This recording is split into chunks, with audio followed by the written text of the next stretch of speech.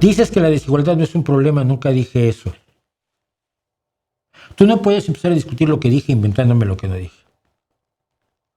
¿Cómo explicamos que las nuevas generaciones serán más pobres que sus padres por la pobreza?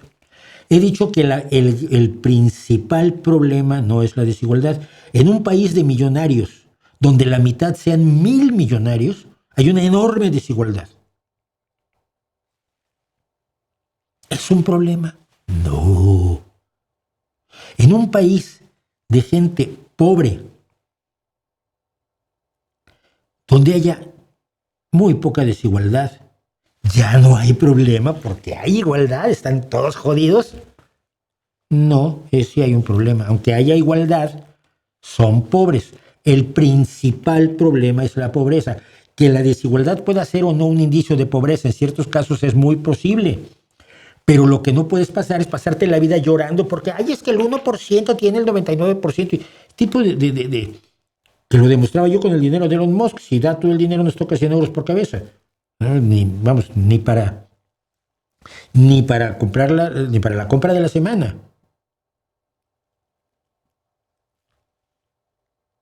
No me des un ejemplo. No me des un ejemplo. Ajá. Uno de los y que van a estos. Siempre, claro, cuando no puedes demostrar que un hecho es generalizado, vas a ejemplos. Una de las mayores donantes de Trump es una judía de nombre Miriam Adelson, sí, esposa del señor Adelson. ¿Y qué tiene que ver que sean judíos? Huele feo, huele feo.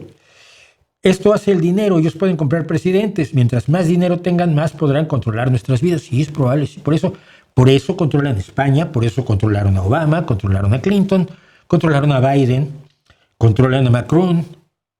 Tú eres tonto. En serio, Marín, por favor, trata de mirar el mundo en toda su complejidad. Ay, como hay una donante, el que más dinero le dio fue Musk, que no es judío, es antisemita, por cierto, y nazi.